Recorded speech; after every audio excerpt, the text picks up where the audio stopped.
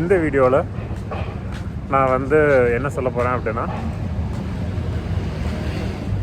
எதுக்கு immigration officer வந்து என்கிட்ட கோச்சுக்கிட்டாரு, கிட்டத்தட்ட என் பாஸ்போர்ட்டை தூக்கி வீசிட்டாரு.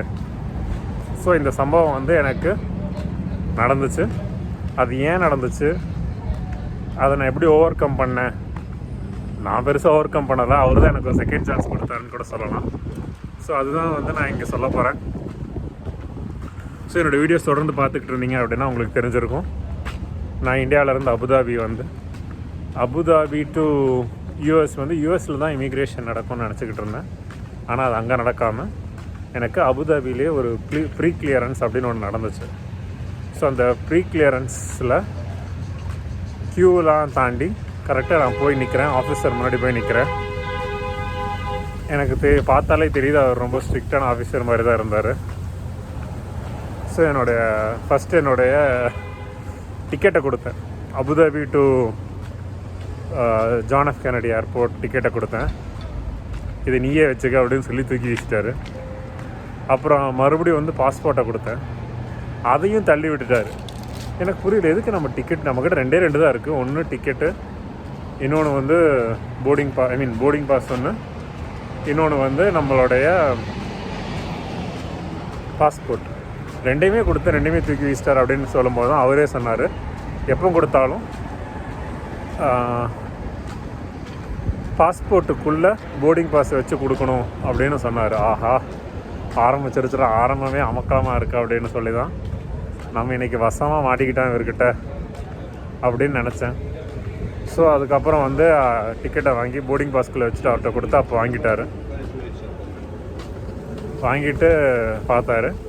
எனக்கு தெரிஞ்சு அன்றைய நாளில் நான் மட்டும்தான் ரொம்ப கேஷுவலாக வந்திருந்தேன்னு சொல்லலாம். ஏன்னா நிறைய பேர் ஃபேமிலியோடு வந்திருந்தாங்க ஒர்க் பண்ணுறதுக்கு. ஒன்றும் பெருசாக பேக்ரவுண்ட் இல்லாமல் சும்மா ஊர் சுற்றி போகிற மாதிரியான ப்ரொஃபைலை வச்சுக்கிட்டு வந்த ஆள் நான் மட்டும்தான் நான் நினைக்கிறேன். That's okay. ஸோ அதனால் அவர் வந்து, என்ன சொல்லுங்கள் தம்பி, எதுக்கு நீங்கள் போகிறீங்க அப்படின்னு கேட்டார். ஸோ நான் வந்து ஒரு பதில் சொன்னேன். அந்த ஒரு பதிலையே மொத்த சாப்டரும் க்ளோஸ் அப்படிங்கிற அளவுக்கு தான் இருந்துச்சு. என்ன சொன்னேன் அப்படின்னா, ஐ எம் அ ட்ராவலர் அப்படின்னு சொன்னேன். செம்ம கடுப்பாயிட்டார். ட்ராவலர்னால் அப்போ மற்றவங்களாம் யார், மற்றவங்களாம் சும்மா போகிறாங்களா? ஆர் வந்து நீ ட்ராவல் பண்ணுற அப்படின்னு சொன்ன அப்படின்னா நீ ஒரு ஹோம்லெஸ்ஸா, உனக்கு வீடு இல்லையா, வாசல் இல்லையா? ஸோ லிட்ரலாக அப்படியே கேட்டார். So are you homeless, you don't have any home அப்படிங்கிற மாதிரிலாம் கேட்டு பயங்கர பீக் ஆகிட்டார். அப்புறம் என்கிட்ட ஒரு வார்த்தை சொன்னார், நீங்கள் வச்சுருக்கிற பாஸ்போர்ட், நீங்கள் வச்சுருக்கிற வீசா எல்லாமே இந்த இடத்துல வந்து எங்கள் முன்னாடி நிற்கிறதுக்காக மட்டும்தான் யூஸ் ஆகும். ஆனால் எங்கள் நாட்டுக்குள்ளே போகிறதுக்கு நீங்கள் எங்களே இம்ப்ரெஸ் பண்ணி ஆகணும். நீங்கள் உள்ளே போகிறதுக்கான சாலிடான ஒரு ரீசன் சொன்னீங்கன்னா தான் எங்களால் உங்களை உள்ளே அனுப்ப முடியும். இல்லைனா உங்களுடைய வந்து செகண்டரி லெவல் ஆஃப் செக்கிங்க்கு நாங்கள் அனுப்பி இன்னும் பயங்கரமாக ஸ்க்ரூட்டனைஸ் பண்ண வேண்டியதாக இருக்கும் அப்படின்லாம் சொல்ல ஆரம்பிச்சிட்டார். ஸோ இந்த இடத்துல தான் வந்து த்ரில்லிங்கான இடமா எனக்கு இருந்துச்சு. ஏன்னா கிட்டத்தட்ட அவர் என்னை பிடிச்சி திட்டிகிட்டு இருக்காரு, பயங்கரமாக பேசிகிட்டு இருக்காரு. எனக்கு வந்து என்ன சொல்கிறதுன்னு தெரியல. ஒரு விதத்தில் பார்த்தோம் அப்படின்னா அவர் சொல்கிறது கரெக்டும் கூட தான். ஏன்னா நான் பெருசாக பதில் சொல்லாமல் நான் இஷ்டத்துக்கு சொன்னது தான் அவரை காண்டாயிடுச்சுனே கூட சொல்லலாம். ஸோ இதுதான் ப்ரீ கிளியரன்ஸில் பாஸ்போர்ட் ஆஃபீஸர் என் மேலே கோச்சுக்கிட்டதுக்கான முதல் ரீசன். ஸோ அடுத்து என்னென்னலாம் நடந்துச்சு, வேறு என்னென்ன கேள்விகள்லாம் கேட்டாங்க, அதை எப்படி நான் சால்வ் பண்ணேன் அப்படிங்கிறது எல்லாத்தையும் வந்து நான் கொஞ்சம் கொஞ்சமாக ஷேர் பண்ணுறேன். எப்படி உங்களுக்கு யூஸ்ஃபுல்லாக இருக்கும்னு நான் நினைக்கிறேன். ஸோ இந்த ஒரு சேலஞ்சிங்கான ஒரு பாயிண்ட்டை இது எப்படி நான் ஓவர் கம் பண்ணேன் அப்படிங்கிறத நான் அடுத்து சொல்கிறேன். சப்போஸ் நீங்கள் ட்ராவல் பண்ணுறீங்க அப்படின்னா முடிஞ்ச அளவுக்கு இந்த மாதிரியான சேலஞ்சஸ் இல்லாத மாதிரி பார்த்துக்கோங்க. தொடர்ந்து பேசுவோம். ஸோ இமிக்ரேஷனில் போன உடனே அவரை வெறுப்பேற்றிட்டு அவர் வந்து என்கிட்ட கேள்விகள்லாம் கேட்க ஆரம்பிச்சிட்டாரு. ஸோ ஃபஸ்ட் நான் வந்து டிக்கெட்டு போர்டிங் பாஸ் விஷயத்தில் அவரை கடுப்பேற்றிட்டேன். ரெண்டாவது வந்து பார்த்திங்க அப்படின்னா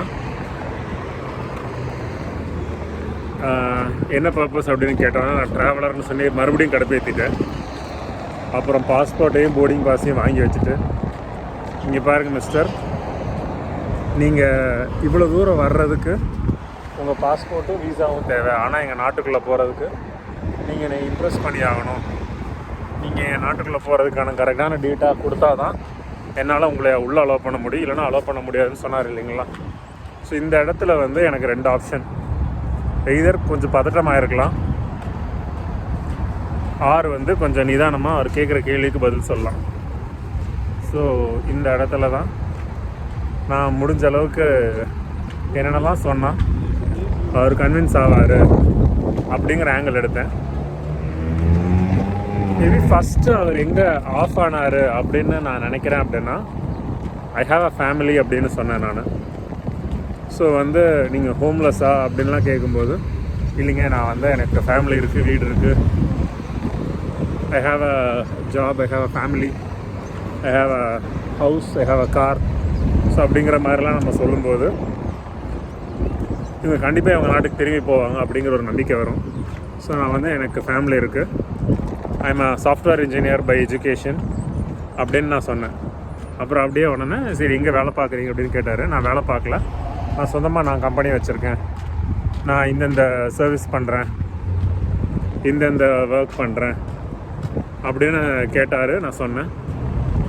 ஸோ ஆக்சுவலாக அந்த இடத்துல அவர் நினச்சிருந்தாருன்னா என்னை இன்னொரு இடத்துல பிடிச்சிருக்கலாம். ஏன்னா நான் சாஃப்ட்வேர் இன்ஜினியர்னு சொல்லிவிட்டு டிஜிட்டல் மார்க்கெட்டிங் பண்ணுறேன் அப்படின்னு சொன்னேன். ஏன்னா அவர் வந்து நீங்கள் என்ன பண்ணுறீங்கன்னு கேட்கும்போது நான் சாஃப்ட்வேர் இன்ஜினியர், அப்புறம் எந்த கம்பெனிலன்னு சொல்லும்போது நான் கம்பெனி வச்சுக்கல, நான் சொந்தமாக நானே டிஜிட்டல் மார்க்கெட்டிங் பண்ணுறேன் அப்படின்னு சொல்லும்போது மேபி அவருக்கு அதை பற்றி நாலேஜ் கொஞ்சம் கம்மியாக இருந்திருக்குன்னு நினைக்கிறேன். ஸோ அதனால் ரொம்ப தோண்டி கேட்கல.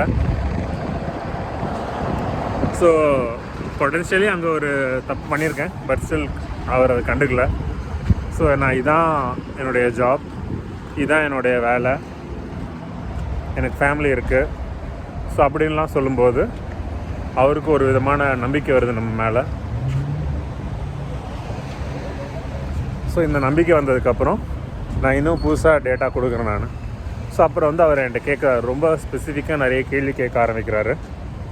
எவ்வளோ நாள் போகிறீங்க அப்படின்னு கேட்கும்போது நான் ரொம்ப கிளியர் கட்டாக கரெக்டாக இத்தனை நாள், 13 நாள் நான் போகிறேன், 2 நாள் ட்ராவலில் இருக்குது, மொத்தம் 13 நாள் நான் ட்ராவல் பண்ணுறேன், 13 நாள் நான் ஸ்டே பண்ணுறேன், எக்ஸ்ப்ளோர் பண்ணுறேன். 13 நாளில் எங்கெல்லாம் போகிறீங்க அப்படின்னு கேட்டார். நான் வந்து நியூயார்க், ஃபிலடெல்ஃபியா, வாஷிங்டன்லாம் போகிறேன் அப்படின்னு சொன்னேன். எல்லாத்துக்கும் ஸ்டே வச்சுருக்கியான்னு கேட்டார். எல்லாத்துக்கும் ஸ்டே இருக்குது. எவ்வளோ பே பண்ணியிருக்கீங்க ஸ்டேக்கு அப்படின்னு கேட்டார். நான் $800 பே பண்ணியிருக்கேன், மொத்தமாக சேர்த்து $800.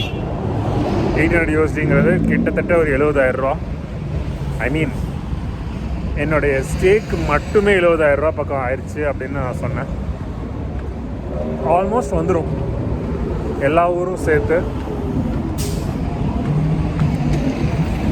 ஸ்டே பண்ணுறதுக்கு இப்போ என்னுடைய ஃப்ளைட்டுன்னு பார்த்தீங்க அப்படின்னா ஃப்ளைட் ஒரு 80,000 ரூபா. ஸ்டேஸ் எல்லாமே ஒரு கணக்கு வச்சோம் அப்படின்னா ஸ்டேஸில் வந்து ஒரு மினிமம் ஒரு 60,000 ரூபா பக்கம் ஆயிரும்.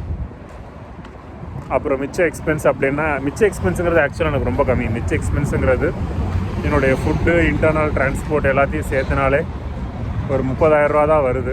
ஐ மீன் 13 நாளைக்கு 30,000 ரூபாங்கிறது ரொம்ப ரொம்ப கம்மி. பட் ஸ்டில் நான் சொல்லிட்டேன் வந்து எனக்கு வந்து ஸ்டேக்கு வந்து 70,000 நான் ஐ மீன் $800 பே பண்ணியிருக்கேன் அப்படின்னு எல்லா டீட்டெயில்ஸ் சொல்லியிருக்கேன். இது போக இன்னும் ஒரு சில கொஸ்டின்ஸ்லாம் கேட்டார். ஸோ அதெல்லாம் வந்து என்னுடைய அடுத்த வீடியோவில் சொல்கிறேன் நான். ஸோ உங்களுக்கு ஏதாவது டவுட்ஸ் இருந்துச்சுன்னா கீழே பிங் பண்ணுங்கள், என்னால் முடிஞ்ச அளவுக்கு இன்புட் நான் கொடுக்குறேன். ஸோ இது வரைக்கும் சேனல் சப்ஸ்கிரைப் பண்ணல அப்படின்னா சப்ஸ்கிரைப் பண்ணிக்கோங்க. நன்றி.